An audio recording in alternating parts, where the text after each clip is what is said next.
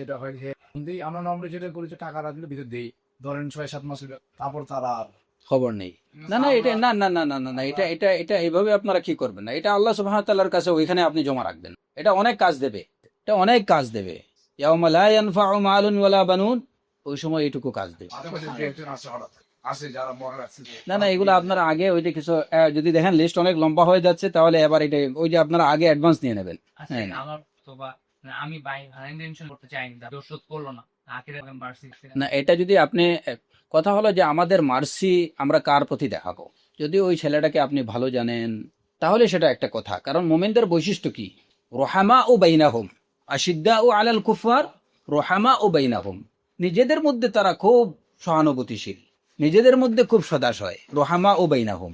তো আমরা আমাদের নিজেদের মধ্যে কি করব, এখানে আমরা খুব সদাশয় হব, আমরা সহানুভূতিশীল হব, কিন্তু যারা মুবতাদিঈন, যারা আলা খিলাফিল মানহাজ, তাদের প্রতি আমাদের কোনো সহানুভূতি থাকতে পারে না। তারপরেও যদি আমরা করি যে একজন লোক মুসলিম বা মুমিন, সেটা করা যাবে, যে সেটা নাজায়েজ না, করা যেতে পারে, কিন্তু ওই জায়গাতে আপনার নিয়ত থাকতে হবে ইহতিসাবের, যে আমি এখানে তাকে ক্ষমা করে দিলাম, আল্লাহ আমি তোমার থেকে এর এর এর এর হিসাব চাই। সুবহানাল্লাহ, এটা এই সমস্যা আপনাদের ঢাকাতেও আছে।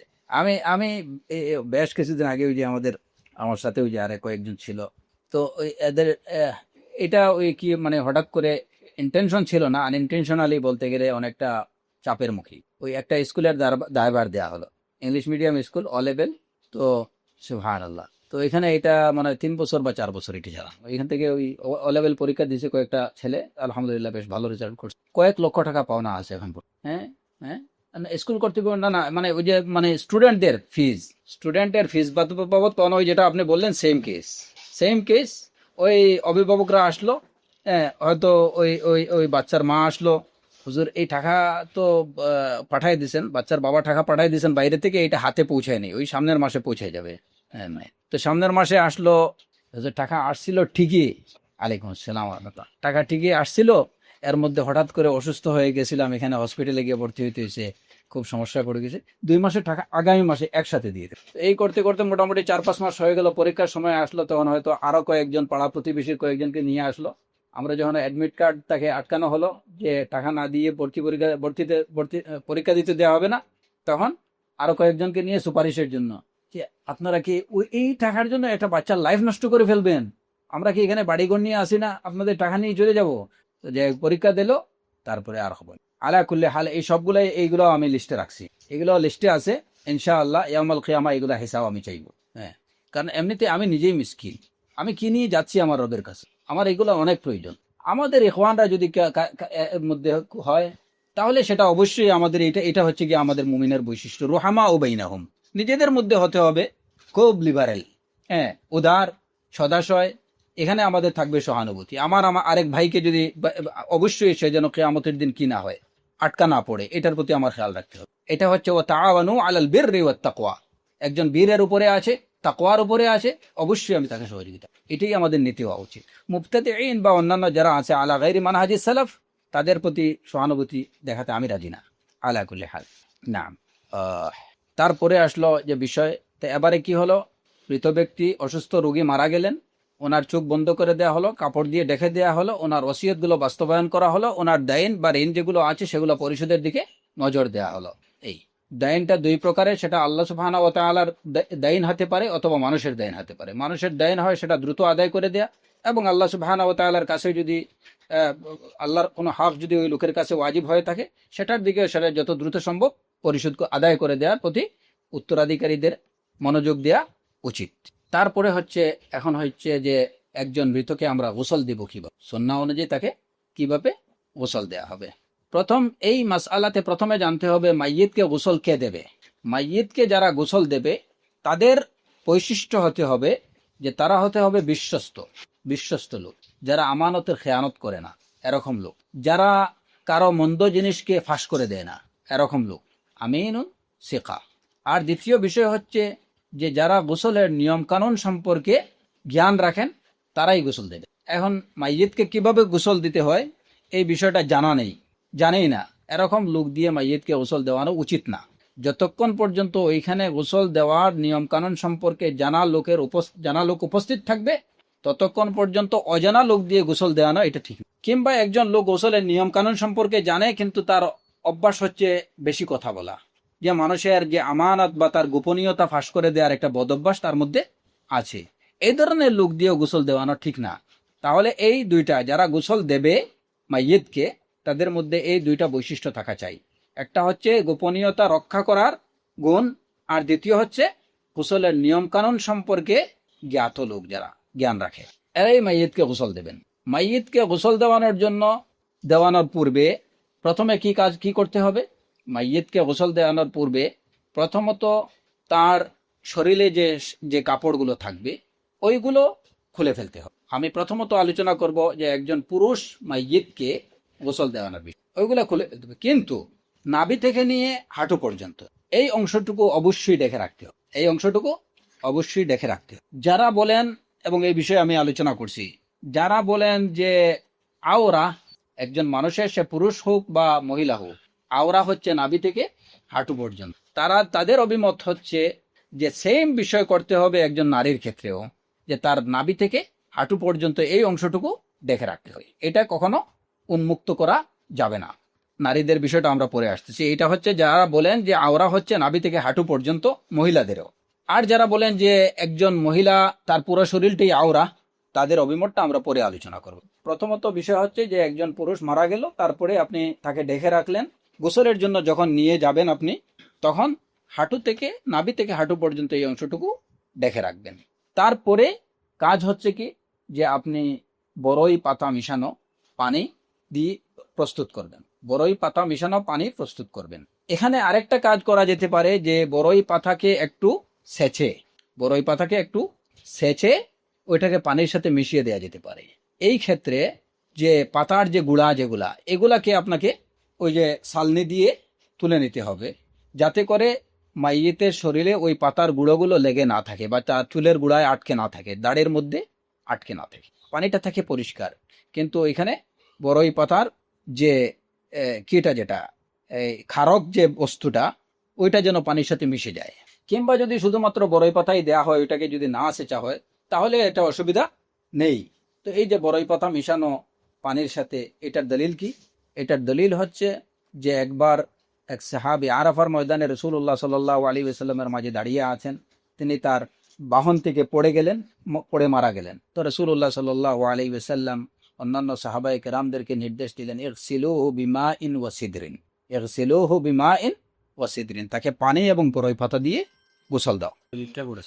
মারা গেলেন, রাসূলুল্লাহ সাল্লাল্লাহু আলাইহি ওয়াসাল্লাম বললেন, ইগসিলুহু বিমাইন ওয়া সিদরিন, তাকে পানি এবং বড়ই পাতা দিয়ে ধৌত করো। তাহলে এই হাদিস থেকে কি প্রমাণিত হয়? যে মাইয়িতকে গোসল দেওয়ার জন্য যে পানি, ওই পানির মধ্যে বড়ই পাতা মিশানো, এটা কি সুন্নাহ না?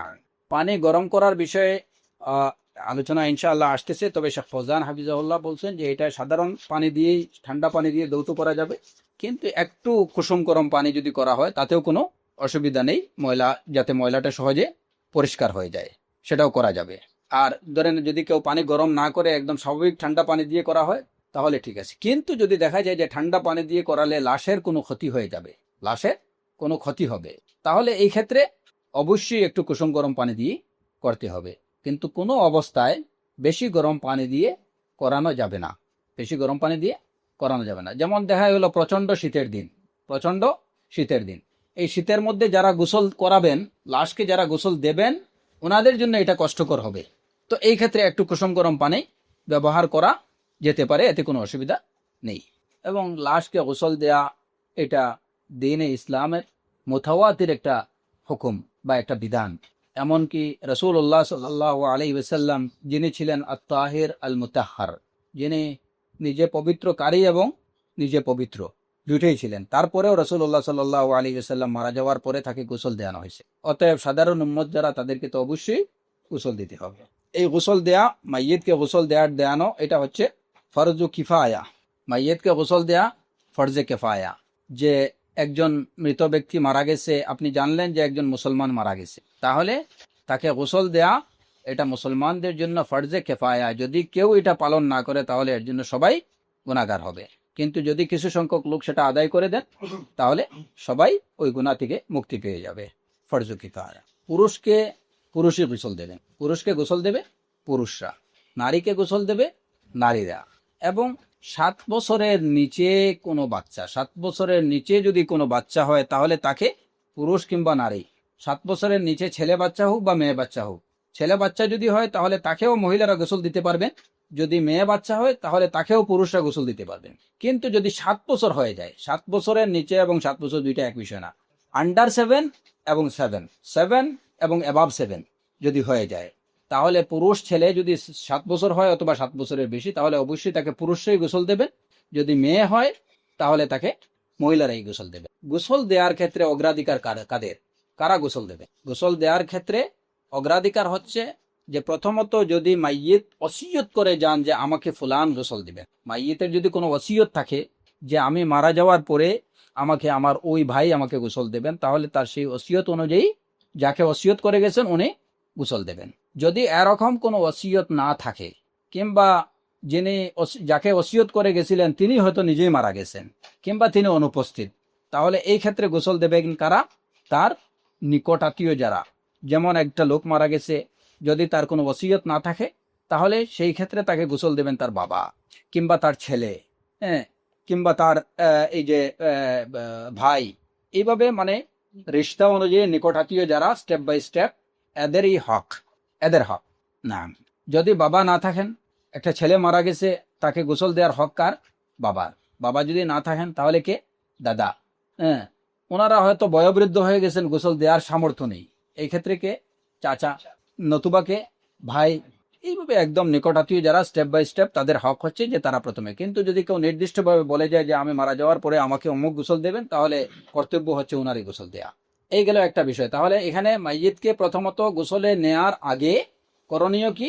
যে অ্যাটলিস্ট তার শরীরের অন্যান্য কাপড়গুলো খুলে নাভি থেকে হাঁটু পর্যন্ত ঢেকে রাখতে হবে। এরপরে তার জন্য পানি, তাকে গোসল দেওয়ার জন্য পানি প্রস্তুত করতে হবে। তারপরে যারা গোসল দেবেন তাদের তৈরি হতে হবে, যারা গোসল দেবেন তারা তৈরি হবেন। যে কারা কারা গোসল দেবেন তাদেরকে নির্ধারণ করতে হবে যে এখানে 2 জন বা 3 জন, একজন গোসল দেবেন, তাকে সাহায্য করবেন আরো 1 জন বা 2 জন। যে 2 জন বা 3 জন, 3 জন থাকাটাই এটা উত্তম। বেজোর সংখ্যক মিলে গোসল দেওয়াটা এটা হচ্ছে উত্তম। ওনাদের বাইরে অন্য সবাইকে ওই জায়গা থেকে সরে যেতে হবে। যারা গোসল দেবেন কেবলমাত্র তারাই উপস্থিত থাকবেন, অন্য যারা আছেন তারা ওইখান থেকে সরে যাবেন। সেই গোসল দেবেন আপনি কোন জায়গায়? একটা তাঁবুর ভিতরে, চতুর্দিকে একটা পর্দা করে ওই পর্দার ভিতরে, অথবা যদি আপনার মনে করেন যে বড় ঘরের ভিতরে, একটা রুমের ভিতরে, উপরে কি আছে? ছাদ আছে, চতুর্দিকে দেয়াল আছে, ওই জায়গাতে আপনি গোসল দিতে পারেন। মোট কথা হচ্ছে যে উন্মুক্ত জায়গায় উন্মুক্তভাবে গোসল দেওয়া যাবে না। একজন মুসলিমের হক, তার কারামত, তার সম্মান জীবিত অবস্থায় যেভাবে, মৃত অবস্থায় সেভাবে। কারণ একজন মুসলিমের জন্য এটা সুন্নাহর খেলাফ যে সে খোলা জায়গায় গোসল করবে। জীবিত অবস্থায় তার জন্য উচিত যে সে একটু পর্দা করে ওইখানে পর্দার আড়ালে গোসল করবে, যাতে তার শরীরটা উন্মুক্ত, শরীরটা সবাই দেখতে না পায়। হ্যাঁ, ঠিক তেমনি ভাবে তার মৃত্যুর পরেও ওই জিনিসটা খেয়াল রাখতে হবে, এবং এটা আরো বিশেষভাবে। তো গোসল দিতে হবে, আপনি একটা বদ্ধ করে দিতে পারেন অথবা তাঁবুর নিচে দিতে পারেন, চতুর্দিকে একটা পর্দা দিয়ে তারপরে মধ্যে দিতে পারেন। ওইখানে উপস্থিত থাকবেন কারা? কেবলমাত্র তারাই যারা গোসল দেবেন, অন্য কারো উপস্থিতি ওইখানে থাকতে পারবে না। না। এবং গোসল কারা দেবেন তাদের বৈশিষ্ট্য কি কি? কয়টা বৈশিষ্ট্য? আর জানতে হবে, গোসলের নিয়ম কানুন সম্পর্কে বিজ্ঞ লোক হতে হবে। না, যদি এরকম কোনো লোক পাওয়া না যায়, যেমন বিজ্ঞ লোক নেই, গোসলের নিয়ম কানুন সম্পর্কে জানে না, এরকম লোক নেই ওই জায়গায়, তাহলে যারা সাধারণভাবে গোসল দেবেন তারাই দেবেন, কারণ এটা হচ্ছে কি প্রয়োজন। হ্যাঁ, কিন্তু ওই বিষয়টা তাদেরকে সাবধান করে দিতে হবে যে এখানে মাইয়িতের কোনো মন্দ বিষয় যেন প্রকাশ না করেন, মাইয়িতের কোনো গোপন বিষয়গুলা প্রকাশ না করে। প্রকাশের ব্যাপারে কি প্রকাশ? যদি দেখা যায় যে মাইয়িতের মধ্যে অনেক সময় গোসল দেওয়ানোর সময় মাইয়িতের মধ্যে ভালো আলামত গুলো দেখা যাচ্ছে, তাহলে সেগুলো প্রকাশ করতে পারবেন। হ্যাঁ, যেমন যে গোসল দেওয়ার সময় তার চেহারা খুবই উজ্জ্বল, হ্যাঁ, একদম পরিষ্কার, হ্যাঁ, এই বিষয়গুলো যে আলহামদুলিল্লাহ আমরা ওনাকে খুবই ভালো অবস্থায় পাইছি, তার চেহারা দবদবে চেহারার মধ্যে একটা মানে মলিন চেহারা না, এই বিষয়গুলা বলতে পারেন। কিন্তু যদি মন্দ কিছু পরিলক্ষিত হয় তাহলে এই ক্ষেত্রে এই গোপনীয়তা রক্ষা করতে হবে। আচ্ছা, এখানেও আরো কিছু কথা আছে, এখানেও আরেকটা কথা আছে। গোপনীয়তা রক্ষা করবেন কার ক্ষেত্রে? একজন সাধারণ মুমিন একজন সাধারণ মুসলিম। যারা গোসল দিচ্ছেন হয়তো তার মধ্যে দেখলেন যে চেহারাটা একদম মলিন হয়ে গেছে বা তারা মন্দ কিছু আলামত ঠের পেলেন, তাহলে এই ক্ষেত্রে সেটা ফাঁস করতে পারবেন, উপনীত রাখা। কিন্তু যে লোকটাকে গোসল দেওয়াচ্ছেন ও যদি হয় মুবতাদে, সারা জীবন মানুষকে বিদআতের দিকে আহ্বান করছে, বাতিলের দিকে আহ্বান, দাল্লুন মুদিল্লুন ছিল, তাহলে ওইগুলা বলা এটা ভালো কাজ। এটা কেন? অন্যদের জন্য সতর্কবাণী যে আপনাদের ফুলান শেখ মারা গেছেন, এই অবস্থা দেখছি ওনার, এবার বুঝেন। এই জায়গাতে বলা যাবে যে লোক তার বিদআতের দিকে জীবন্ত অবস্থায় মানুষকে আহ্বান করছে, তার বাতিলের দিকে মানুষকে আহ্বান করছে, নিজে গুমরা হয়েছে, মানুষকে গুমরা করছে, এই সমস্ত লোকদের গোসল দেওয়ানোর সময় যদি কোনো ধরনের মন্দ কিছু পরিলক্ষিত হয় তাহলে সেটা বলা যাবে। এবং সেটা কেন? এটা ব্যক্তিগত কোনো স্বার্থে না, সেটা ইসলামের স্বার্থে, মুসলমানের স্বার্থে, দিনের সাহায্যার্থে, যে কেউ হোক না কেন, যে কেউ হোক। হ্যাঁ, এখানে খাতির যত্ন তো আমার দিন নিয়ে তো আমি কি করতে পারবো না। লা তাতাওয়াল্লাউ কওমান গাযিবাল্লাহু আলাইহিম, যাদের উপরে আল্লাহর গজব, তাদের সাথে তুমি বন্ধুত্ব করো না। তো এই জায়গাতে ফাঁস করা যাবে। তাহলে এখানে তিনটা মাসআলা আমরা পেলাম, যে গোপনীয়তা ফাঁস করা যাবে না, গোসল যিনি দেবেন তার বৈশিষ্ট্য হতে হবে এরকম যে বিশ্বস্ত হতে হবে, যিনি গোপনীয়তা ফাঁস করেন না। কিন্তু এই ক্ষেত্রেও দেখা যায় গোপনীয়তা ফাঁস করা যায়। এটা কোন ক্ষেত্রে? যদি ওই লোক যাকে গোসল দেওয়ানো হচ্ছে ওই লোক যদি মুবতাদি হয়, সে তার দাল্লুন মুদিল্লুন হয়ে থাকে, সে তার বিদআতের দিকে জীবন্ত অবস্থা আহ্বানকারী হয়ে থাকে, তাহলে এই ধরনের গোপনীয়তা ফাঁস করা যাবে। আর গোপনীয়তা ফাঁস করা যাবে যদি কারো মধ্যে ভালো আলামত পরিলক্ষিত হয়। একজন লোক তাওহীদ এবং সুন্নাহর উপরে ছিলেন, অবশ্যই তার মধ্যে কিছু ভালো আলামত পরিলক্ষিত হতে পারে, আমি সেটা বলবো, যাতে মানুষ তাওহীদ এবং সুন্নাহর অনুসরণে আরো বেশি উৎসাহিত হয়। এটাও কিন্তু গোপনীয়তা ফাঁসের পর্যায়ে পড়ে না, বরং এটা ভালো কাজ না। ইভেন বিদআ মুফাসসিকাও যদি হয় এবং ওইটার প্রতি সে আহ্বানকারী হয়। একটা হচ্ছে যে একজন বিদআ মুফাসসিকা করছে কিন্তু সে কাউকে বলেনি, ব্যক্তিগতভাবে দিন বুঝেনি, অজ্ঞতার কারণে সে কি করছে, বিদআত মুফাসসিকা করছে, সে জানে না, কিংবা এটার প্রতি সে কি করেনি, সে এই পর্যায়ের মানে দায়ী পর্যায়ের লোক, হ্যাঁ, তাহলে এই ক্ষেত্রে গোপনীয়তা রক্ষা করতে হবে। গোসল দেওয়ার বিষয়টা যদি মুকাফফিরা হয়, তাহলে ইন দ্যাট কেস গোসল দেওয়াটা কি তার ফারদে কিফায়া হবে? এখন মুকাফফিরা যদি হয় এবং এটা যদি মনে করেন যে এটা যদি ফতোয়া যদি জারি না হয়, যদি একজন বিদআ মুকাফফিরা হয় এবং ওই লোক যদি কাফির নির্ধারিত হয়ে যায়, তাকে যদি কাফির ফতোয়া দেওয়া হয়ে যায়, তাহলে তো সেটা একজন কাফিরকে মুসলিম গোসল দিতে পারে না। মেজর শিরক করছে এবং শিরকের উপরে যদি সে মারা যায়, সে মুশরিক অবস্থায় মারা যায় এবং এই বিষয়ে যদি দলিল থাকে, এটা যে আমি শুনছি উনি শিরকে মুকাফফিরা করছে, ওইটার উপরে একজনকে আপনি মুশরিক সাব্যস্ত করতে পারেন না, এটার দলিল থাকতে হবে। যদি আপনি নিশ্চিত হন, আপনার কাছে সুস্পষ্ট প্রমাণ থাকে যে ওই লোক শিরকে জালি করছে বা শিরকে আকবর করছে, তাহলে অবশ্যই সে শিরকের উপরে যদি কেউ মারা যায় তাহলে কোনো মুসলমান মুওয়াহিদ তাকে গোসল দিতে পারে না। মুক্তাদির না, এটাও বলবো না। সাধারণত মুক্তাদের মধ্যে গুড সাইন দেখার কথা না, কিন্তু তারপরেও যদি ধরেন হয়তো দেখা গেল, হ্যাঁ, বা বুঝতে না পেরে, এটা হয় অনেক সময় যে কেউ ওই যে ফ্রিজারের মধ্যে থাকতে থাকতে তার রং একদম ফ্যাকাশ হয়ে গেছে, তো আরেকজন দেখে বললো মাশা আল্লাহ, লোকটার তো চেহারা একদম ঝলমল করছে, হ্যাঁ, এটা হয় অনেক সময়। তো যদি মুক্তাদে হয় ওইটা আপনি বলবেন জাযাকাল্লাহ খায়রান, একটা বিষয় উত্থাপন করেছেন। অনেক ফিকহের মধ্যে অনেক স্ক্রুটিনিটি থাকে না। তো গোসল দেবেন পুরুষকে পুরুষ, নারীকে নারী, 7 বছরের নিচের বাচ্চা যদি হয় তাহলে সেখানে পুরুষ বা ছেলে বা মেয়ে এটা কোনো ভেদাভেদ নেই। 7 বছর কিংবা চতুর্থ হলে সেখানে অবশ্যই ছেলেকে অবশ্যই পুরুষরা গোসল দেবেন, মেয়েকে অবশ্যই নারীরা গোসল দেবেন। স্বামীকে স্ত্রী এবং স্ত্রীকে স্বামী গোসল দিতে পারে, হ্যাঁ, এতে কোনো অসুবিধা নেই, এর পক্ষে দলিল আছে। আমরা এটা আলোচনা দুইজন বা হ্যাঁ, আমি যাওয়া গেছি, আমি একজনই তো বেচর। না, গোসলের সময় নিজের সাহায্যকারী নিয়ে যেতে পারে, যে কেউ পানি দেবে, তারপরে এই সহজ, কারণ এটা লাশকে উঠায় ধরা, অবশ্যই সহযোগের প্রয়োজন হবে। তো এই ক্ষেত্রে যেমন একজন নারী তার স্বামীকে গোসল দিচ্ছে, ওই সময় ওই লোকের বোন যারা মাহরাম, হ্যাঁ, ওনারা থাকতে পারেন, কিংবা যদি ওনাদের অনুপস্থিতি হয় তাহলে বাহিরে থেকে যেমন পুরুষ কেউ পানিটা আগাই দেয়া, হ্যাঁ, এটা করতে পারেন, অবশ্যই হেজাব রক্ষা করে। কিংবা ওই নারীর মাহরাম যদি কেউ থাকেন, যেমন ওই নারী উনি ওনার স্বামীকে গোসল দিচ্ছেন, ওনার ভাই ওনাকে সাহায্য করতে পারে, ওনার বাবা ওনাকে সাহায্য করতে পারে, কারণ যেহেতু যাকে গোসল দিচ্ছেন উনি পুরুষ, তো পুরুষের জন্য তো পুরুষ যেতেই পারতেছেন, মূল গোসলটা দিচ্ছেন কে? নারী, এবং ওই নারীর জন্য তার বাবা এবং তার ভাই কি মাহরাম, অতএব ওনারা তাকে সাহায্য করতে পারেন। বিপরীত বিষয়টা আপনি দেখেন যে একজন স্বামী তার ওয়াইফকে গোসল দিতে পারেন, এই ক্ষেত্রে তাকে সাহায্য কে করবেন?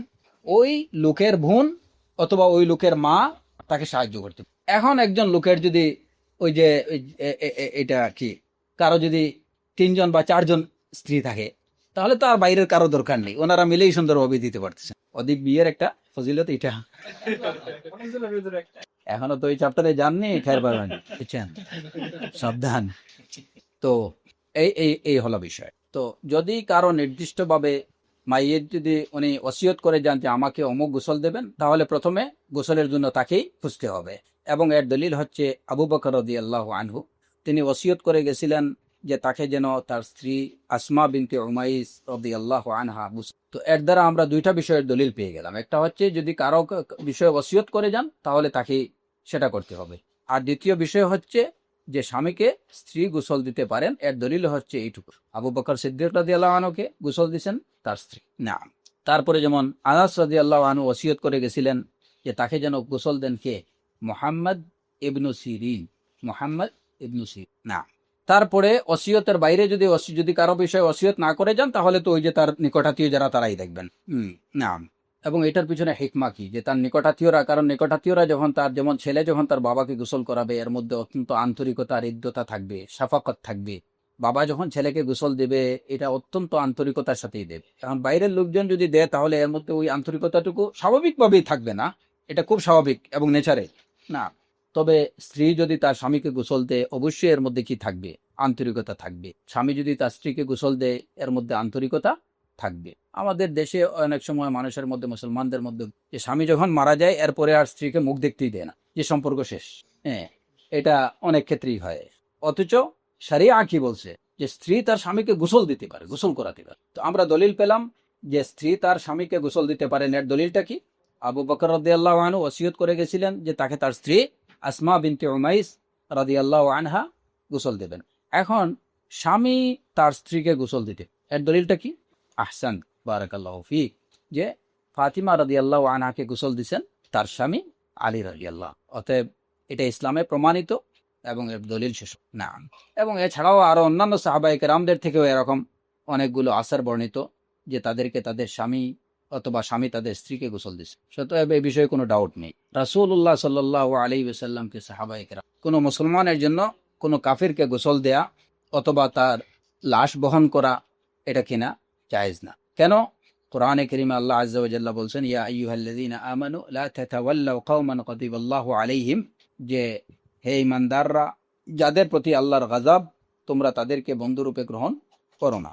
ওয়ালা তুসাল্লি আলা আহাদিম মিনহুম মাতা আবাদান ওয়ালা তাকুম আলা কবরিহি ইন্নাহুম কাফারু বিল্লাহ। কোরআনে কারীমে আল্লাহ আযজা ওয়া জাল্লা বলছেন রাসূলুল্লাহ সাল্লাল্লাহু আলাইহি ওয়াসাল্লামকে, ওয়ালা তুসাল্লি আলা আহাদিম মিনহুম, তাদের মধ্যে থেকে কারো উপরে আপনি সালাত পড়েন না, তাদের উপরে জানাজা পড়েন না। ওয়ালা তাকুম আলা কবরিহি, তাদের কবরের কাছে আপনি দাঁড়ায়েন না।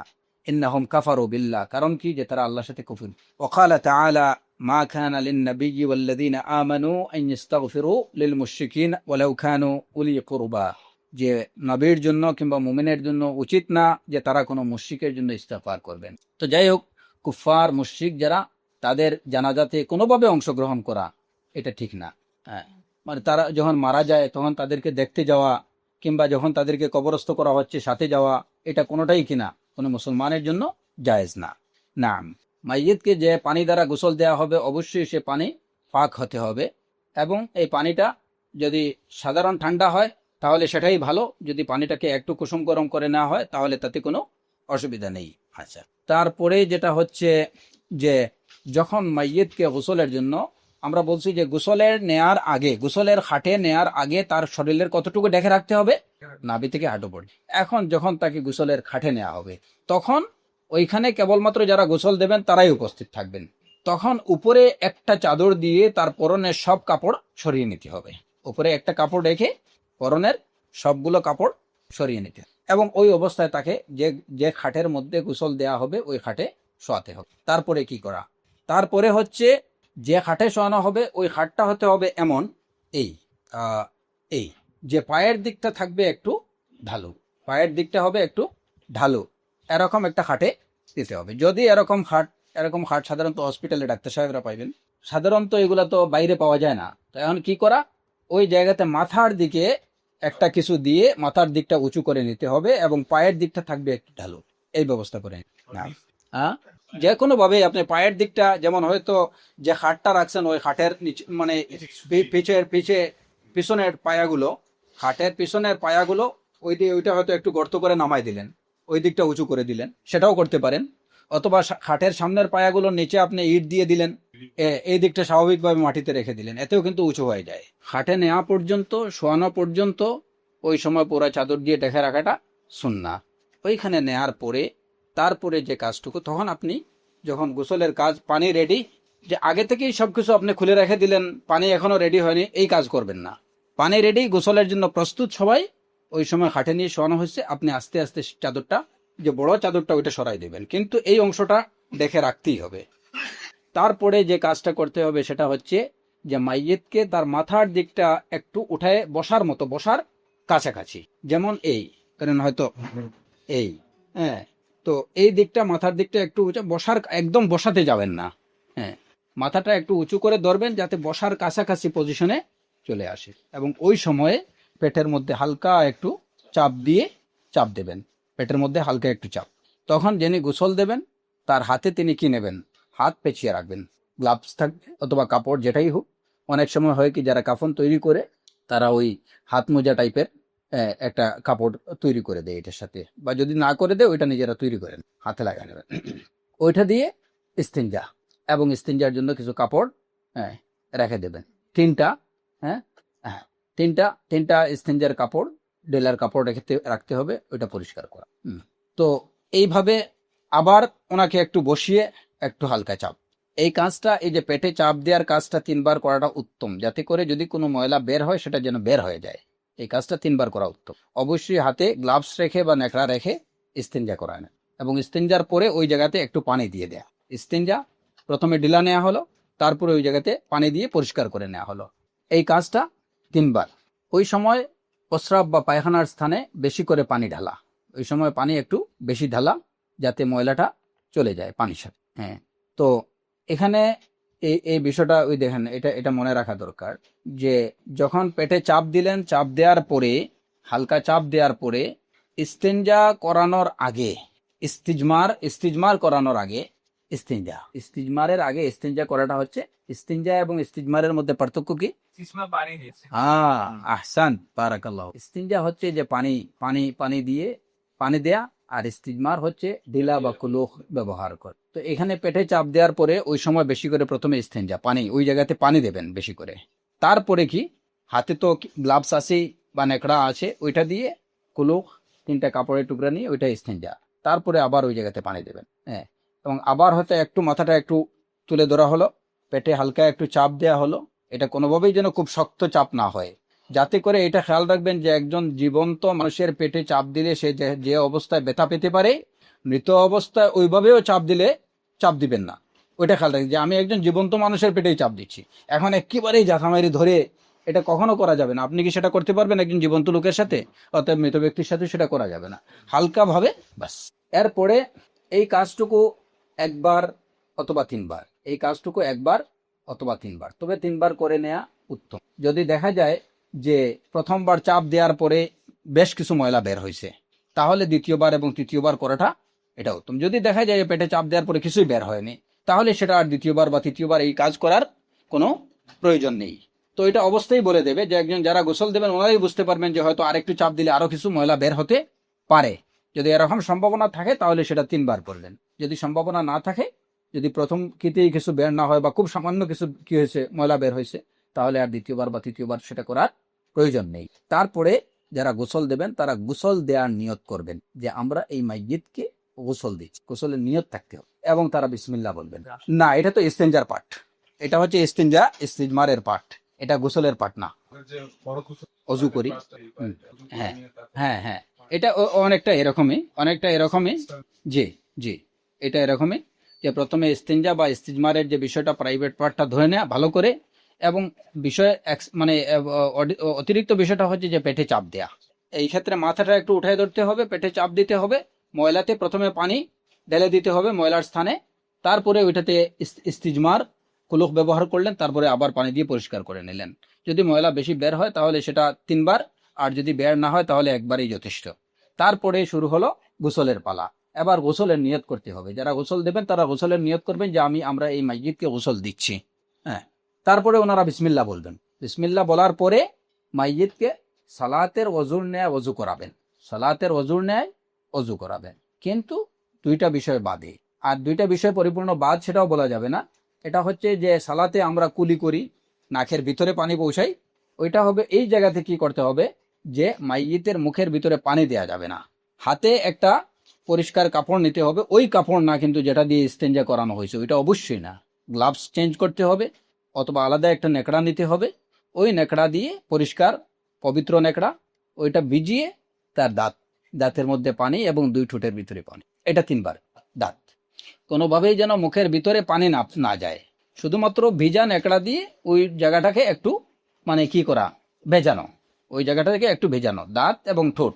ঠিক এমনি ভাবে নাকের ভিতরে যেন পানি না যায়, ওই ভিজা কাপড় দিয়ে নাকের ভিতরটাকে একটু ভিজিয়ে দেয়া, আর কিছু না, এখানে ভিতরে যেন পানি না পৌঁছায়। তারপরে ওই যে সালাতের ওযুর ন্যায় অন্যান্য মুখ ধোয়ানো, তারপরে হাত ধোয়া, মাথা মাসেহ, কান মাসেহ, কানের ভিতরেও কান মাসেহের সময় খেয়াল রাখতে হবে কানের ভিতরে যেন পানি না যায়। তারপরে একবার দুইবার হ্যাঁ হ্যাঁ হ্যাঁ 3 বার, এই তো এই না, আর এই পর্যন্ত যা করা অবশ্যই এই পর্যন্ত ঢাকা থাকবে, এটা ঢাকা রাখা এটা ওয়াজিব।